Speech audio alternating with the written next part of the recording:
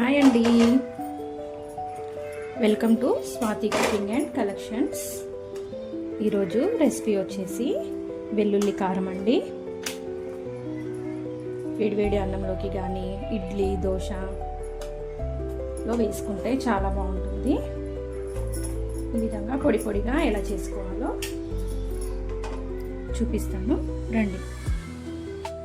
వెల్లుల్లి కారం కోసం నేను 200 గ్రామ్స్ వెల్లుల్లి రెబ్బల్ని తీసుకున్నానండి. ఈ విధంగా తీసుకున్నాను. మొత్తం పీల్ చేయలేదు, పీల్ చేయకూడదు, పొట్టుతోనే బాగుంటుంది. ఇవి ఒక 50 గ్రామ్స్ ఎక్కువ, అంటే ఒక పావు కేజీ వరకు ఎండుమిర్చి తీసుకున్నాను. అలాగే ఒక 3/4 కప్పు ధనియాలు, ఒక 3 టేబుల్ స్పూన్ల వరకు మినప్పప్పు, ఒక 2 టేబుల్ స్పూన్ల జీలకర్ర, ఒక 50 గ్రామ్స్ సాల్ట్, కొద్దిగా కరివేపాకండి. ఇప్పుడు ప్రాసెస్ ఏంటో చూద్దాం.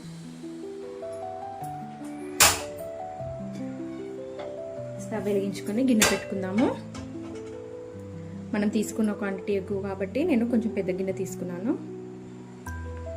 గిన్నె వేడెక్కిందండి. నేను కరివేపాకుని కడిగి తీసుకున్నాను కదా, కొంచెం పచ్చిగా ఉంది. సో నేను ఫస్ట్ కరివేపాకును డ్రై రోస్ట్ చేసుకుంటున్నాను.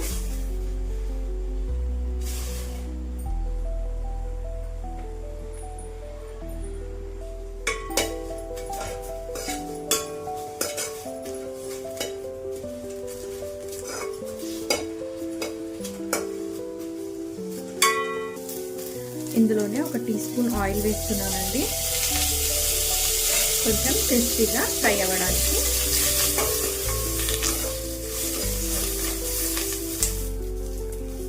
కరివేపాకు వేగిపోయిందండి.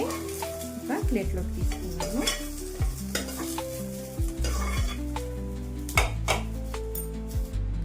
అదే గిన్నెలో ఒక 2 టీ స్పూన్ల వరకు ఆయిల్ వేసుకున్నాను. ఇప్పుడు ముందుగా తీసి పెట్టుకున్న మినప్పప్పు వేసుకొని లైట్గా వేయించుకున్నాము.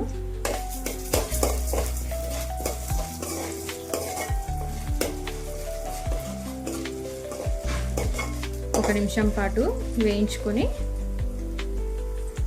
అందులోనే మనం తీసి పెట్టుకున్న ధనియాలు వేసుకున్నామండి. ఇవన్నీ సిమ్లోనే వేయించుకోవాలి, లేదంటే మాడిపోతాయి.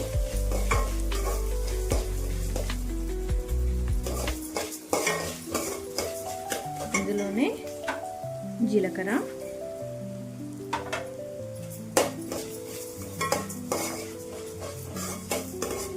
ఇవి వేగుతుండగానే తీసి పెట్టుకున్న ఎండుమిరపకాయలు కూడా వేసుకున్నాము.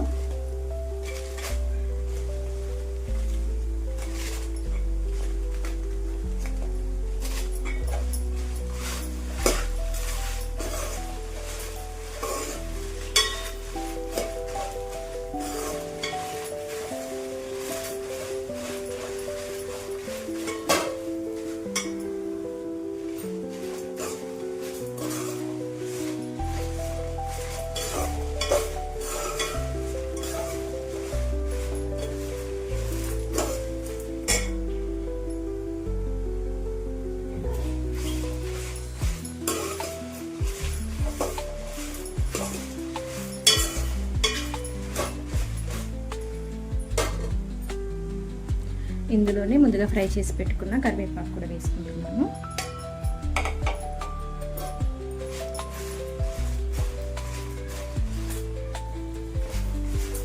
కలర్ చేంజ్ అయింది కదండి, ఇవన్నీ వేగిపోయాయి. ఇప్పుడు స్టవ్ ఆఫ్ చేసుకుని వీటిని కాసేపు చల్లారనిద్దాం. ఇవన్నీ చల్లారాయి. ఒక మిక్సీ జార్ తీసుకొని ఇవన్నీ వేసుకున్నాము.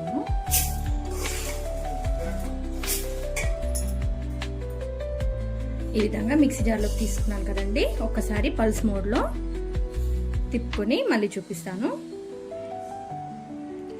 చూస్తున్నారు కదండి, ఈ విధంగా కొంచెం కోర్స్గా గ్రైండ్ చేసుకున్నాను. ఇప్పుడు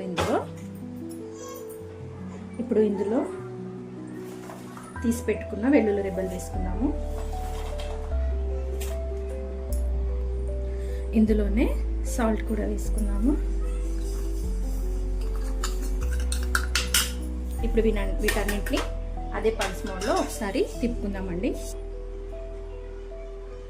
ఈ విధంగా కోర్స్గా చేసుకుంటే సరిపోతుందండి. మరి మెత్తగా కాకుండా ఇలా అయితేనే బాగుంటుంది.